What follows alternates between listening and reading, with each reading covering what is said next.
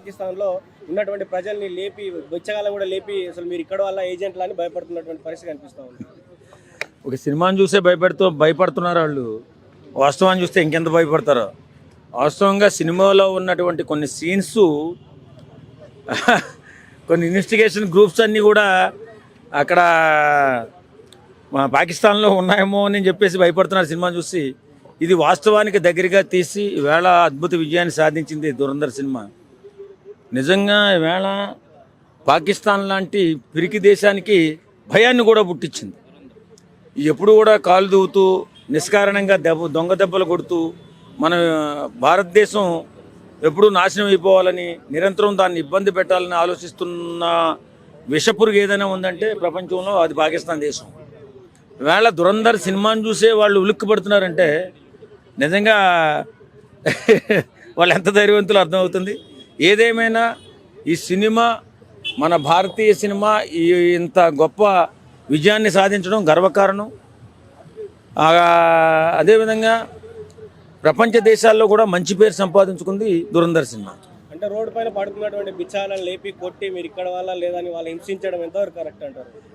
ఇక్కడ అందులో సీన్లు ఏంటంటే కొంతకాలం భిక్షగాడిగా అక్కడ పాకిస్తాన్లో ఉండే అక్కడ ఉన్నటువంటి నిఘా వ్యవస్థలు కూడా దొరకకుండా ఆ దేశంలో ఉన్నటువంటి గూఢచారులు మన వాళ్ళు గూఢచారి చేసి ఆ దేశాన్ని అస్థిరపరిచారని ఒక ఆలోచనలో ఈ సినిమా చూసిన తర్వాత వాళ్ళు అలా తయారయ్యారు. ఏదేమైనా వాళ్ళకైతే ఒక భయం వచ్చింది. వీళ్ళు చాలా ఇలాంటి గూఢచారులు ఎవరైనా ఉన్నారా మన దేశంలో, మన దేశ రహస్యాలు ఏమైనా చేరవేస్తున్నారన్న భయం పడుతుంది. కాబట్టి అక్కడ ఉన్నటువంటి వారు అందరినీ కూడా ఇప్పుడు వాస్తవం అయితే మాత్రం సినిమాలో చూపించడు కదా, ఎప్పుడూ జరిగింది అయితే చూపిస్తారు కానీ వాస్తవం చూపించడం తెలుసుకోలేక వాళ్ళు ఎలా ఇబ్బంది పడుతున్నారు. పాకిస్తాన్ ఎప్పుడు నీచ బుద్ధి గల దేశం కాబట్టి అలా ఉలిక్కు పడుతూనే ఉంటుంది. ఒక్క రోజులో నలిపేయచ్చు భారత్ తలుచుకుంటే అలా ఫీలింగ్ కలిగింది అన్నారు ఆ సినిమా చూసి. నాకు ఏమంటారు దాని గురించి?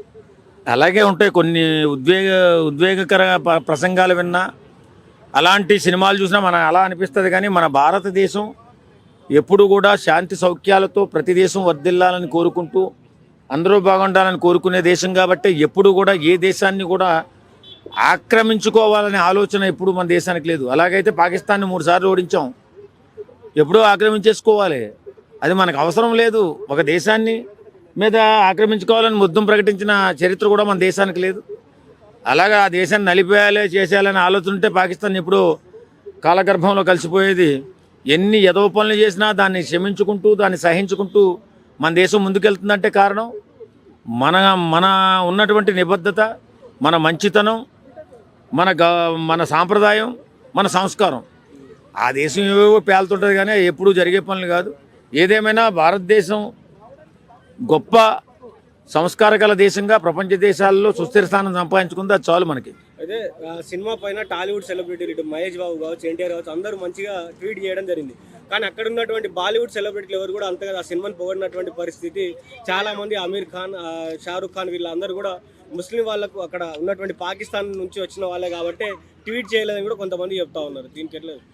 వాళ్ళకి కొన్ని ఇబ్బందులు ఉంటాయండి. ఇప్పుడు పాకిస్తానీలు ఎలాంటి వాళ్ళు అంటే విషపురుగులు. ఆ విషపురుగులు ఏమంటే వీళ్ళు కూడా ముస్లిమ్సే కాబట్టి ముస్లిమై ఉండి ఇలా మాట్లాడతావా అని పగబట్టి ప్రతీకారం తీర్చుకునే అవకాశం ఉంటుందేమో అని భయపడతారు కాబట్టి వాళ్ళు ట్వీట్ చేయలేకపోవచ్చు. ఏదేమైనా నిజంగా దురంధర్ సినిమా హ్యాట్స్ ఆఫ్ ఆ డైరెక్టర్ గారికి, అలాగే నటించిన నటీనటులకి.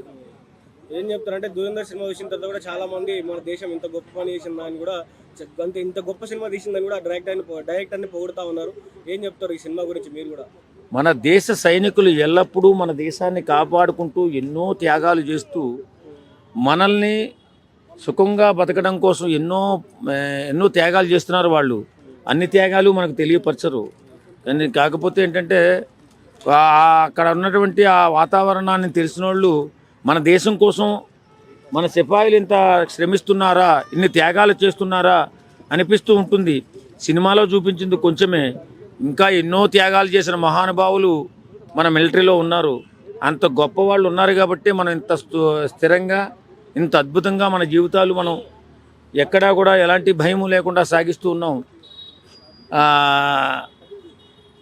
ఈ సందర్భంగా మనం మాట్లాడుకునేది ఏంటంటే మన దేశ భద్రత విషయంలో మన సిపాయిలు చేసిన త్యాగం మరువలేనిది, మనం తీర్చుకోలేని రుణం కూడా అని చెప్పుకోవాలి. అంత గొప్ప త్యాగాలు చేశారు మన వాళ్ళు. వారికి మన దేశ సైనికులకి వందనం, సెల్యూట్ చేస్తూ ముందుకెళ్ళాలి. మనం వాళ్ళని ఎప్పుడు కూడా గౌరవిస్తూ ఉండాలి.